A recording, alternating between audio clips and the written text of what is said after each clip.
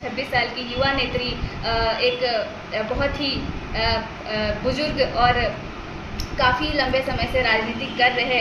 विधायक जी को, माननीय जी को ये सलाह देना चाहूँगी कि अभी भी समय है। भाषणों से आप बाहर निकलिए और ज़मीनी हकीकत पे आइए और ज़मीनी जो समस्याएं हैं उन पर आप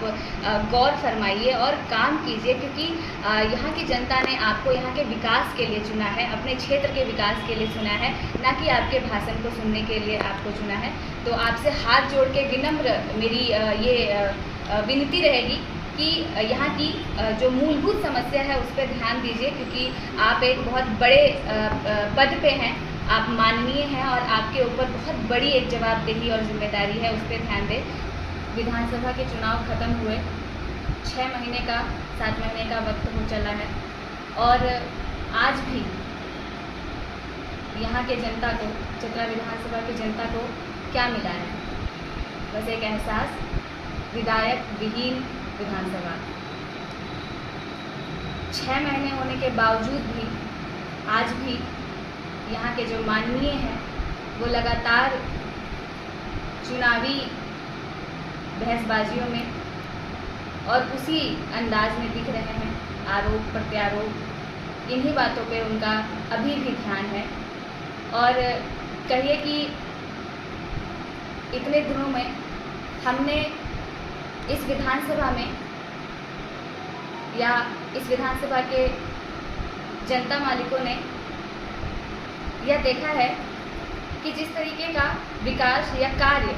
होना चाहिए था विधानसभा में, वह नहीं दिखाई दे रही है। आज भी हमारे माननीय जो शुरू से पुराण या जो गाथा लेकर के वो बैठे हुए हैं, भोक्ता पुराण का, आज भी वो उसी में कायम है और वही लगातार वो कर रहे हैं।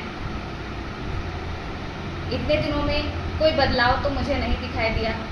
और जनता को भी कोई बदलाव नहीं दिख रहा है। इस विधानसभा में विधायक है या नहीं है ये भी नहीं पता चल पा रहा है।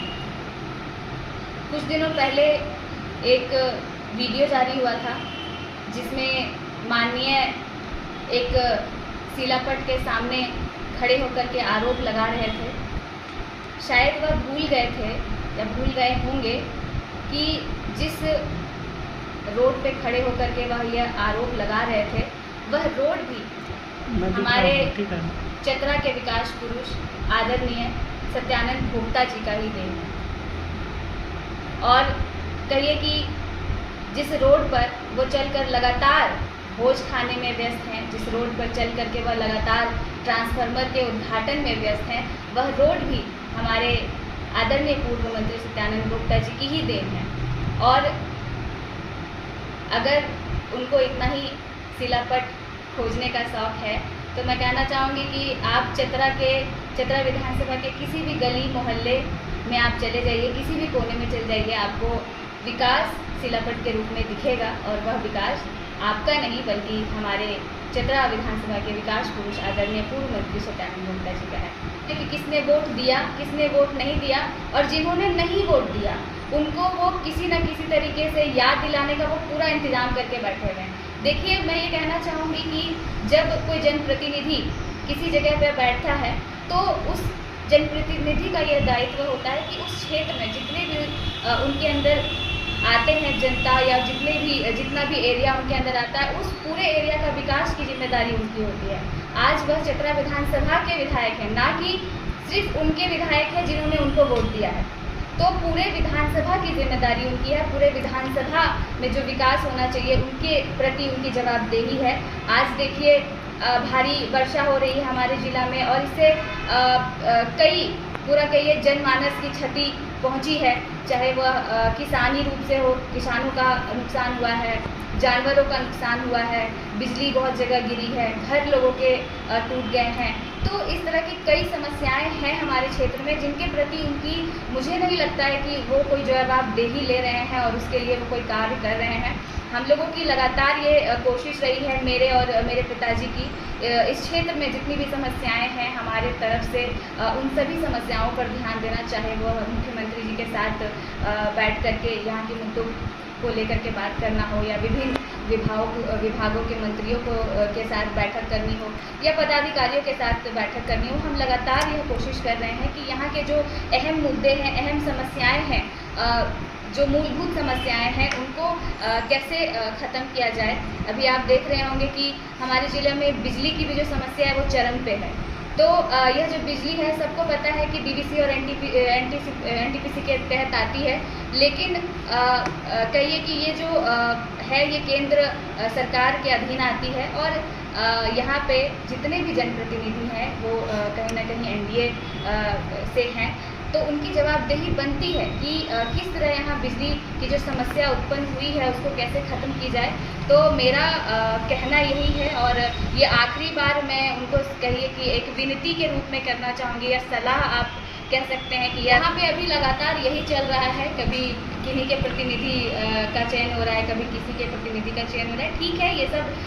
संगठन का पार्ट है, लेकिन इसको एक संगठन का पार्ट ही रहने दें, इसी पे राजनीति ना करें। और यही हमारे कहिए कि राजनीति का एक स्वरूप नहीं है, इसके अलावा भी बहुत काम है और जो काम नहीं दिखाई दे रहा है, मेनली मुझे काम नहीं दिख रहा है, क्योंकि अब तो नवनिर्वाचित भी नहीं रहे हैं, अब तो 6-7 महीने का समय हो गया और इतने दिनों में काम दिखना चाहिए, लेकिन दिख रहा है हमें क्या कि वो इतने दिनों से भोज खाने में व्यस्त हैं, ट्रांसफार्मर का उद्घाटन करने में व्यस्त है। मुझे लगता है कि ट्रांसफार्मर का उद्घाटन करना माननीय को शोभा नहीं देता, जहाँ तक मुझे लगता है, क्योंकि कई जनप्रतिनिधि हैं छोटे स्तर के, पंचायत स्तर के, प्रखंड स्तर के, उनके लिए भी कुछ छोड़ें आप और अपने आप जिम्मेदारी आपकी बहुत बड़ी है, उन पर आप ध्यान दें। मैं हमेशा इसके लिए हमेशा तैयार भी रहती हूँ कि जो भी मूलभूत समस्या है, जो मेन समस्या है यहाँ पे, उस पर ध्यान देना चाहिए, क्योंकि मैं शुरू से चुनाव के समय से ही कहते आई हूँ कि